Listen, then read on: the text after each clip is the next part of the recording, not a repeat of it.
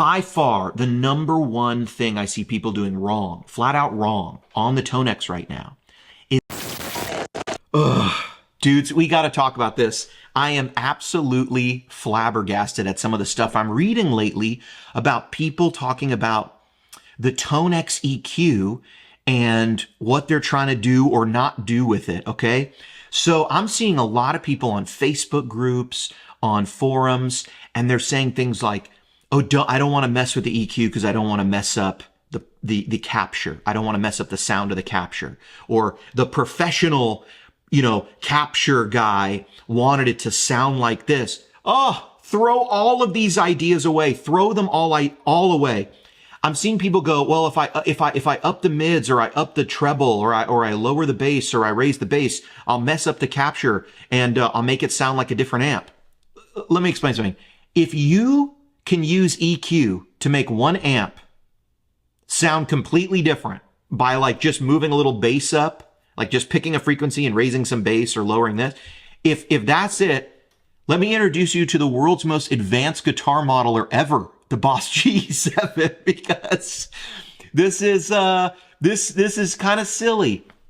Let me explain a couple things why I find that to be a very silly argument and why I really think people are just thinking about it wrong. I see a lot of people saying, oh, modeling's better than capture tech or something because it has the modeled EQ.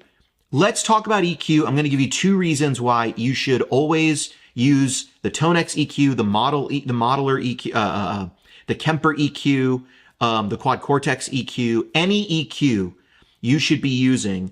And I'll give you 2 reasons why you do not have to worry about destroying the integrity of the sound, okay?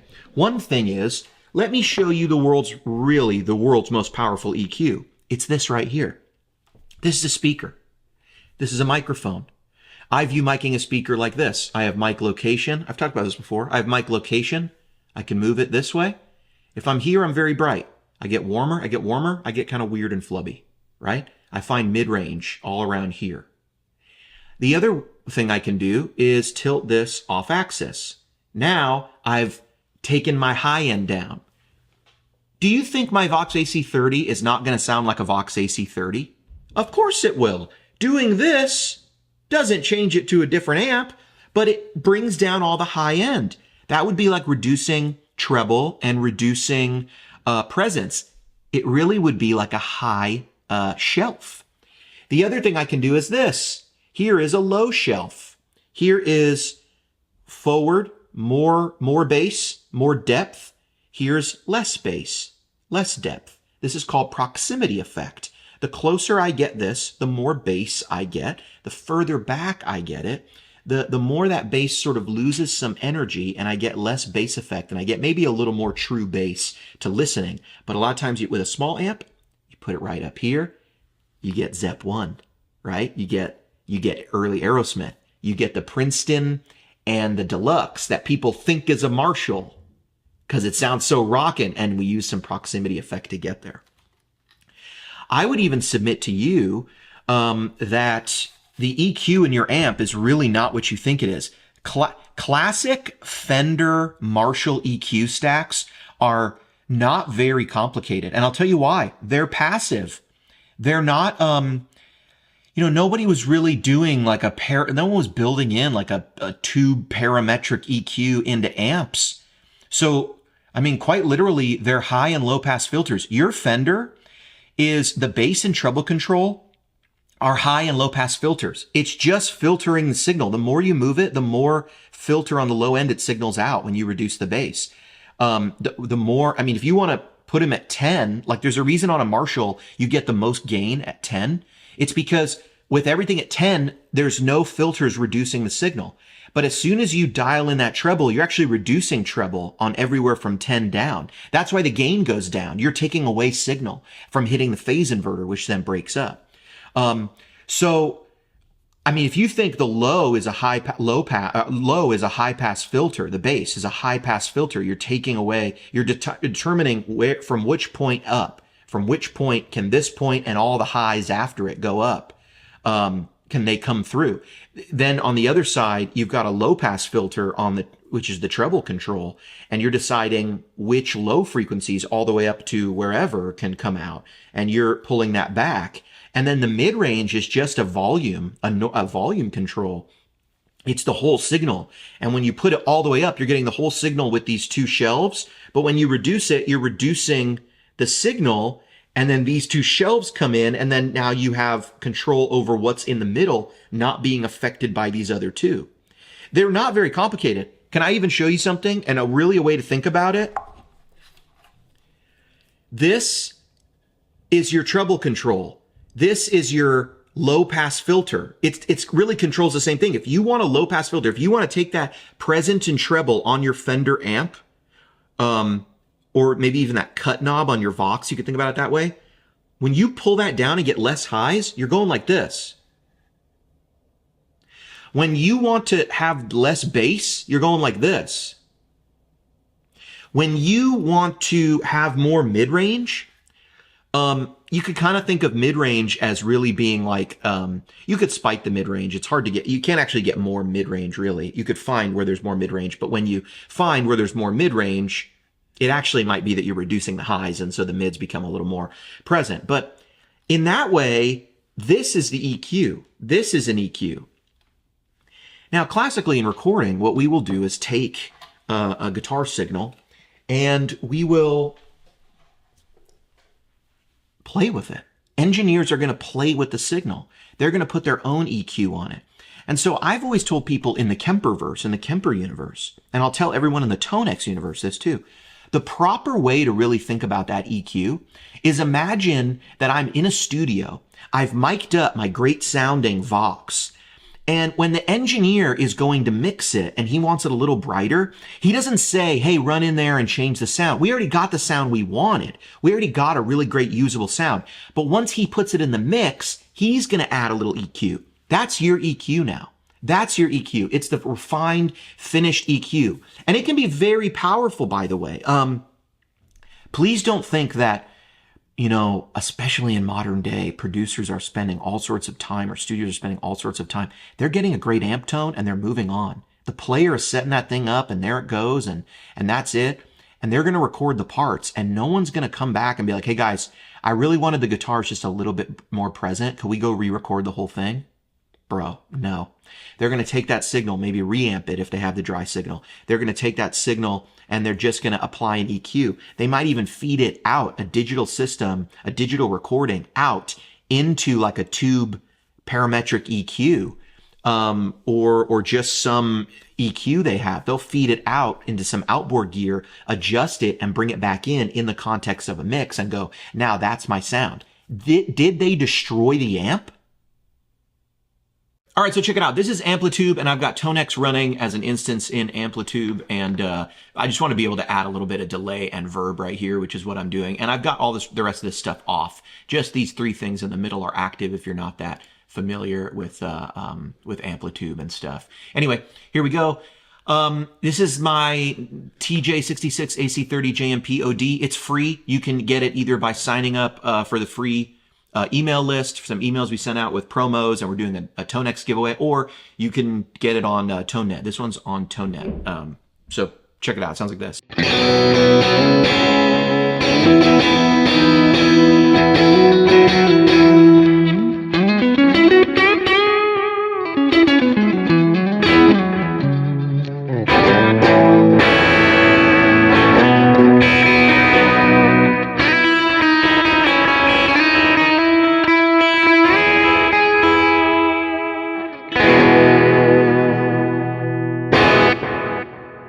It's just a lovely, kind of jangly, chimey, little bit broken Vox. I mean, AC30, it sounds tremendous. Let's try to break it. Because, look, the thing that people are doing is leaving this alone and going, oh, I can't do anything. I can't do anything. Look, I've already got the gain, bass, middle, and treble up, but let's see if we can make this thing not really sound like an AC30. Let's just start with these controls here. Bass. Let's say I want a little more bass, and let's say I want my bass frequency to come down here, and I want a lot of low end, So let's actually give it up to like 350. That would be some pretty high bass. We'd be pushing on some low mids. What's great about this is you get a bass frequency and a bass. So you can control where that high pass filter or the shelf is. That's actually just like a Fender or Marshall classic EQ stack. That's the type of control it is. It's a high pass filter, which means there's this shelf that's moving over and deciding, where we're going to cut it off. And there's a slope on that cutoff. Come up here to treble. Let's say we want to make this, let's make it real bright. Let's up this. So now we're doing low pass, and we're making that shelf less and less kind of sharp, and let's do it up. Let's do it higher. Let's let some of these higher frequencies come out. And then mid Q, let's leave this alone for now. But this is basically, think of your mid Q like this. It's this moving triangle, and it just points out where you want this mid emphasis. So you get control over the mid-range, how much you want. Let's make this like 1200. That would be kind of, or like 1600 would be like Marshall-y. You know what I mean? Like, let's get some Marshall bite, some real British Marshall bite. And I'm going to up the mids. And then I'm going to come here on the mid Q. Now the Q is how wide that point is. So we can make it real wide or not so wide. I want to add like kind of a lot in there in the upper mid. So I'm going to bring this down to like right here. Let's try it. Does this still sound like a Vox?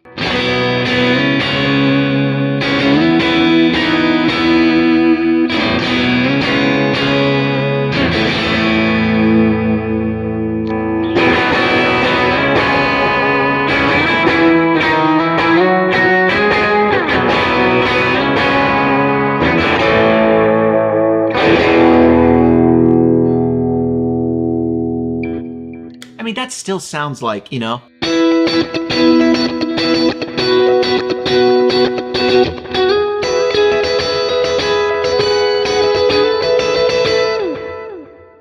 on, I haven't destroyed this thing. It still sounds like a Vox.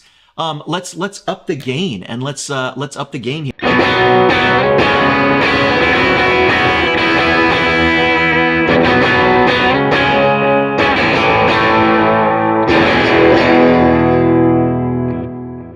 Now that humbucker's a little warmer, right? So let's up the presence. Now, shout out to Jason Sedites.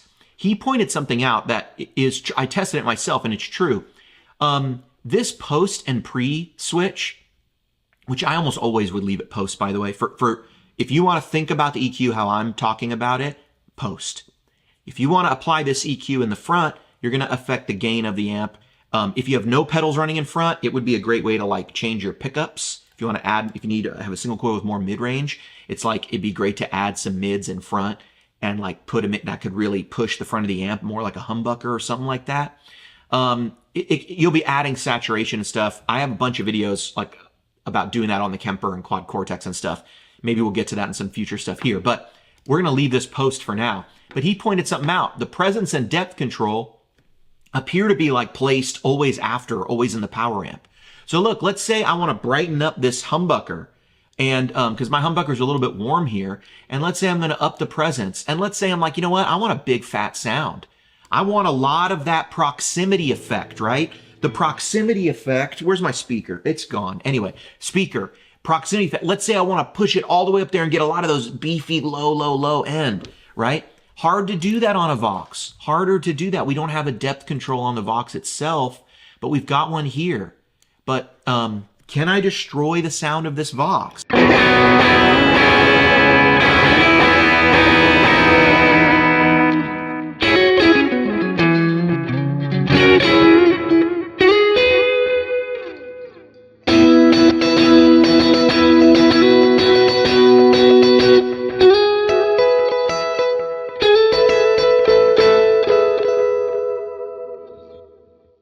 I'll be honest, I don't like that.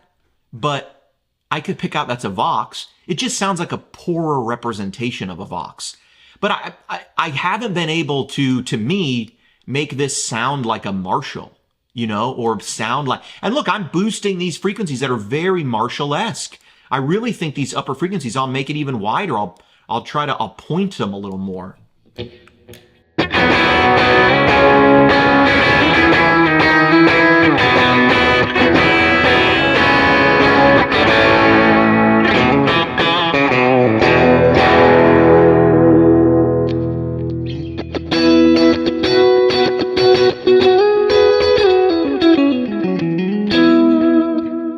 The high-end character just gives it away every time. And I just don't really have the controls to mess with that too much. I've got presence, right? So let's try that. Okay, we're muting it a little bit. Let's bring this down. Let's really try to let's make it nice and warm or something, you know?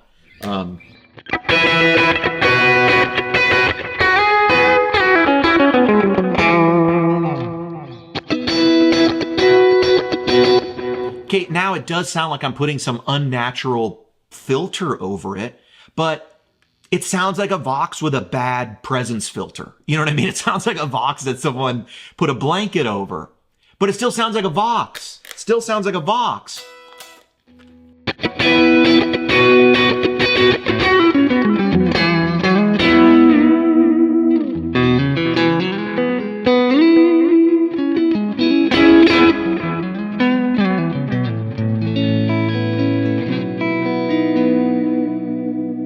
Kind of doing some pretty aggressive stuff here. You know what I mean? Let's reset it. Boom. And let's go back. Where were we?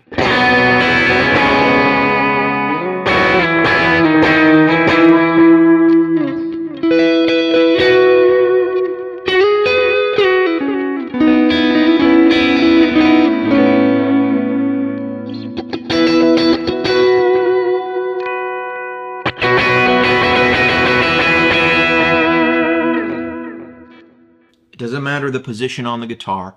It doesn't really matter what I do here. It's just, I'm literally getting a spam call. It doesn't matter what I do.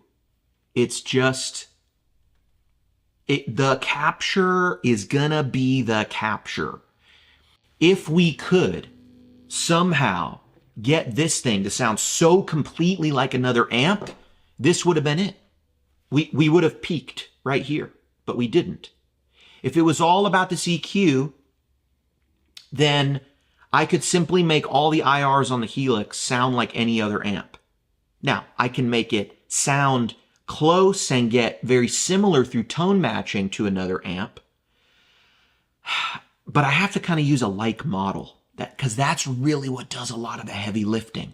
The capture is what's doing the heavy lifting.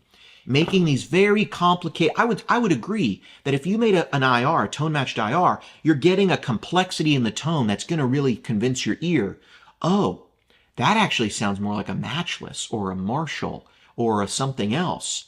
But